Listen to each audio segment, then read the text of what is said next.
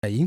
ñu dikk dal nag ci gis-gis ponk bi tey muy njàng mi ak njàngale mi xam ngeen ni ñaari fan ci juin la ñu jàppoon xale yi dem jàngi rawatina ni ñi amal examen waaye loolee mujjul a sotti ñu jàppaat ko ñaar fukki fan ak juróom-ñaar ni ki démb loolu nag ponk boobu la ñu fas yéene waxtaane ndax lépp yemb na am déet ci noonu dinañ ci ànd ak secrétaire général bu SAEMS Saourou Sène Saourou maa ngi lay nuyu. mais maa ngi lay fay. dinañ ci ànd ak Amadou Makhtar Ndiaye moom mooy directeur bu examen ak concours ca ministère de l' éducation nationale ñu ngi lay nuyu Ndiaye Makhtar. jërëjëf maa ngi leen di nuyu di leen sant di leen fay. yow sax la ñuy tàmbale ci li nga xam ne mooy ponk bi ñu fa séenee waxtaane ni ki démb alxames ci la ñu ubbiwaat l'école yi ci ñeel xale yi war a dem def examen ndax lépp yemb na ndax amul ay rëq-rëq yoo xam ne nemmeeku ngeen ko ci. jërëjëf maa ngi leen di sant bu baax di leen jot li nuyoo ministre éducation nationale Mamadou Talla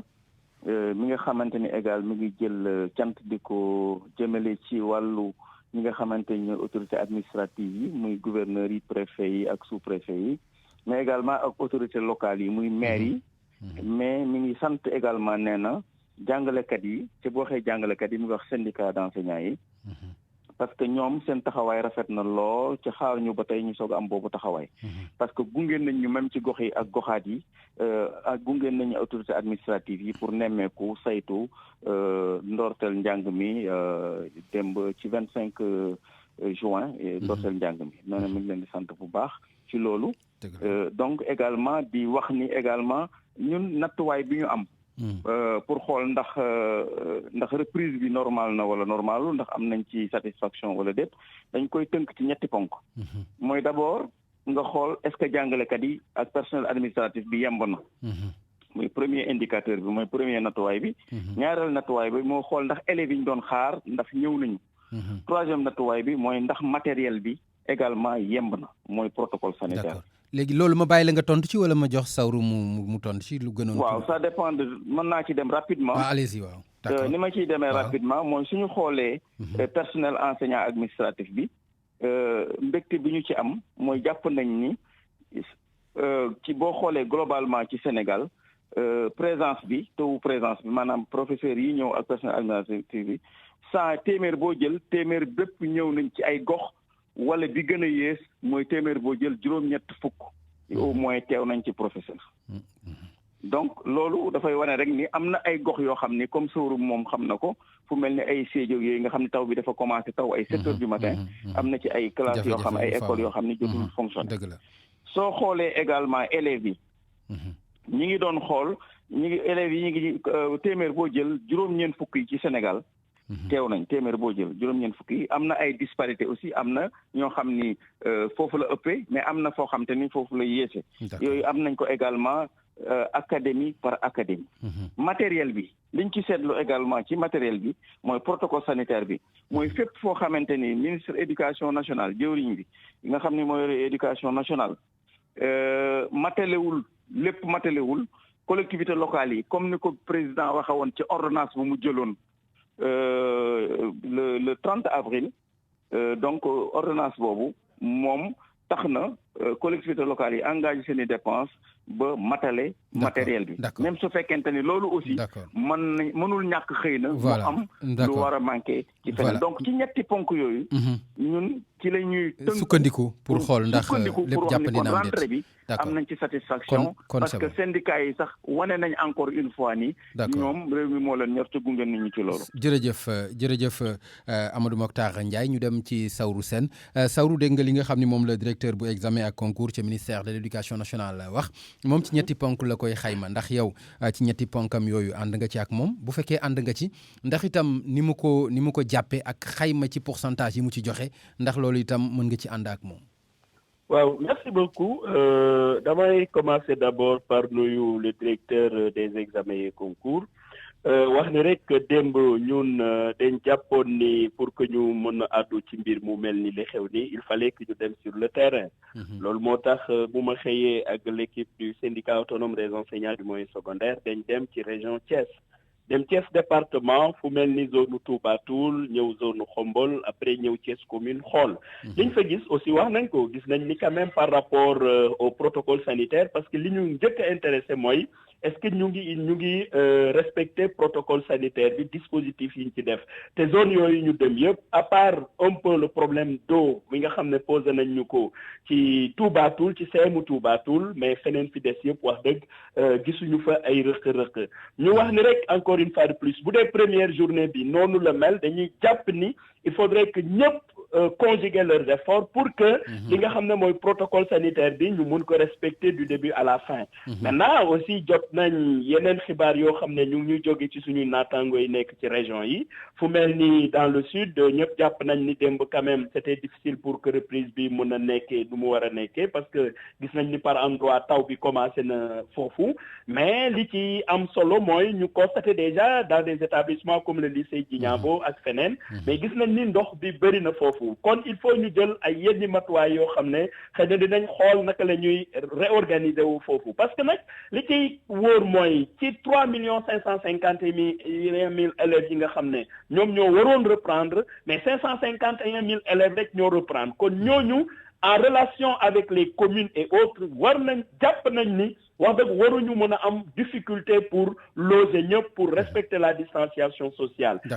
Ensuite gis nañ fi nga xam ne mooy Pikine le lycée de Mbao buñ ñu waxee ni déjà philosophie bi am nañu problème parce que d'abord gis ngeen ni professeur philosophie yi dañ nekk ñoo xam ne nekkuñu en nombre suffisant mais élèves yi bu ñu leen éclaté day joxe ay classes yu bëri ak ay heures yu bëri mais quand même une commune comme la commune de Mbao zone boobu war nañ mën a trouver benn amphithéâtre benn salle bu mag comme ni ñu ko waxee pour que élèves philosophie yi mën a dem foofu mais defee foofu seen i cours en tout cas dañuy jàpp ni rek ñun comme dañ nekk dans une dynamique de sauvetage de l'année scolaire il faudrait que ñëpp xool li ñu mën a def pour que mais élèves yi jàng ci situation yoo xam ne ce sera des situations appréciables dans la même foulée aussi ñu wax ko mënuñu comprendre aussi que enseignants yi ñëpp dellu seeni poste commencé waat liggéey bi ñu génnee communiqué fi nga xam ne mooy fonction publique mais quand même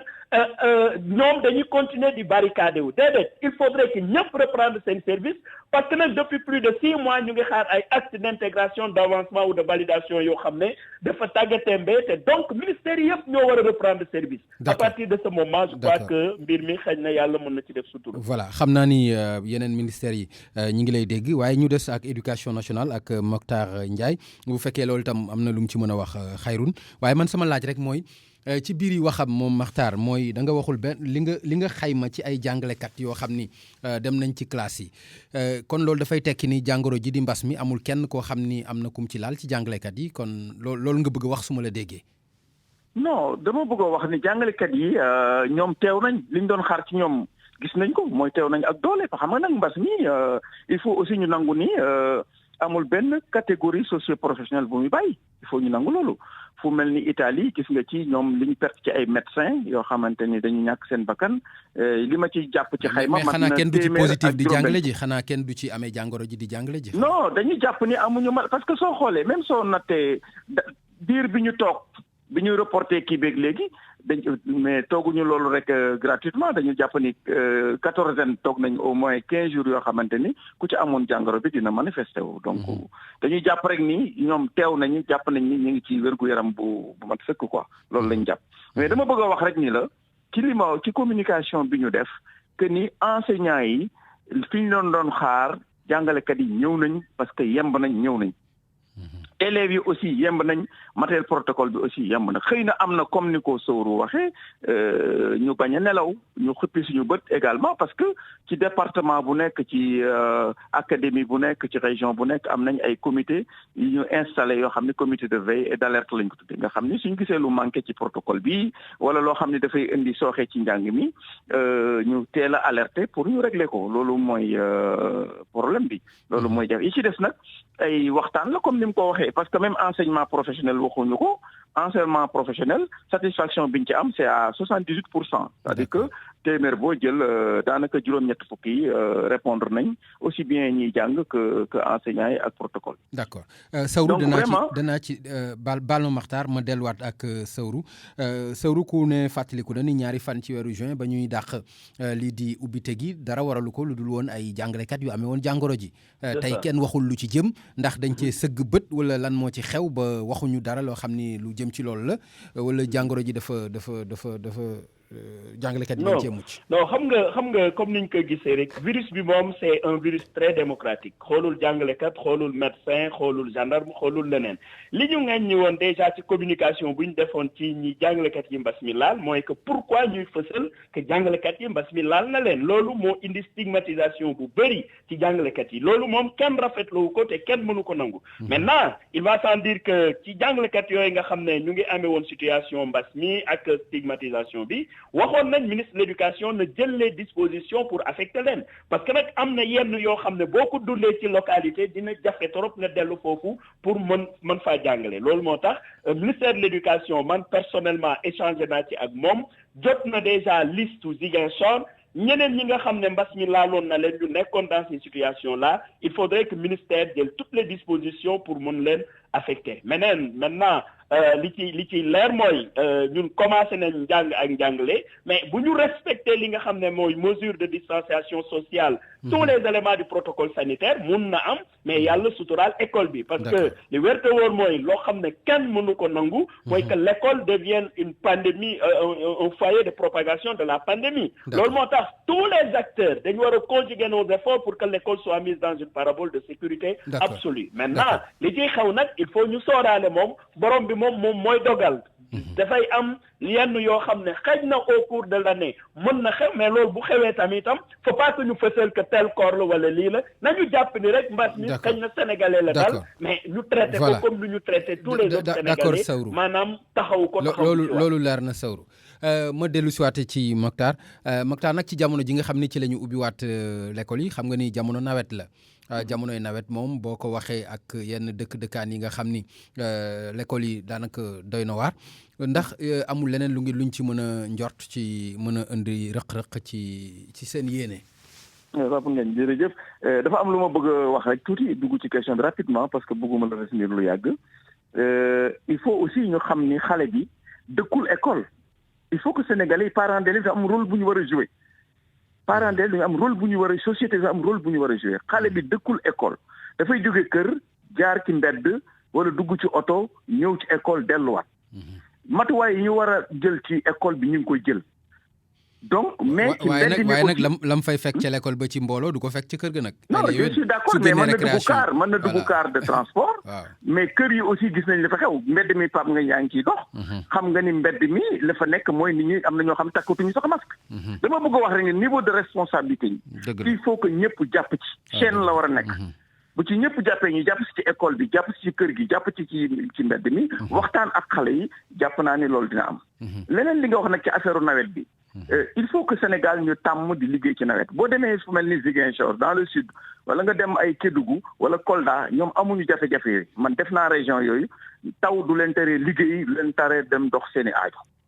donc dafa am benn waay moom borom benn xam-xam moo doon saanal liggéey ak jàngi ak xale bu ndaw di jàngi ci nawet loolu itam ci école yoo xam ni daanaka amul ay abri provisoire ak yeneen dafa am rek ay décisions yu ñu war a jël mooy inspecteur d'académie bi nga xam ne mooy kilifa gi ñànk éducation ci wàllu académie bi ci région bi quelquefois souvent moom am na possibilité puisque Sawru wax na ko du élèves yëpp ñoo jàngi donc boo demee élèves yi ñu waroon jàngi bëri nañ trop mais xam nga li jàngi yëpp ay 550 000 la toll donc mun nañu tey jii fi may wax ak yow inspecteur d'académie ak autorité administrative am nañ possibilité xool école yi nga xamante ni xale yi mën nañ fa jàng ak classe yi nga xam ne taw bi du ko munal dara taw bi du fa dugg du senn école bi du taa parce que dëkk bi bëri na ay école wala mën na am même benn abri bu ñu aménagé parce que nit ñi souvent dañuy juum di wax ni abri ñax la du abri yëpp ñoo nekk ñax mais aujourd'hui jox nañ ko possibilité waaye abri rek la abri provisoire la non dama ne quelquefois du fépp la abri am du fépp la abri am mais dama ne la quelquefois abri dafay nekk même en dur nit ñi ñooy def confusion defe ne abri toujours soo ko déggee ñax la d'accord mais jox nañ possibilité aujourd'hui inspecteur d'académie mu waxtaan ak autorité locale yi ak autorité administrative yi ñu tànn école yi gën a apte ci nawet bi pour que xale yi mën fa dem jàngi. loolu am na solo. voilà Saourou malheureusement waxtu bi dab na ma damay jéggul rek xam naa jombul beneen yoon dinañ ci mën a. may ma rek ma wax benn affaire aussi daf ci am solo trop ay secondes s'il vous plaît. parce que ministère de l'éducation ñu ngi koy interpellé par rapport aux professeurs d'éducation physique.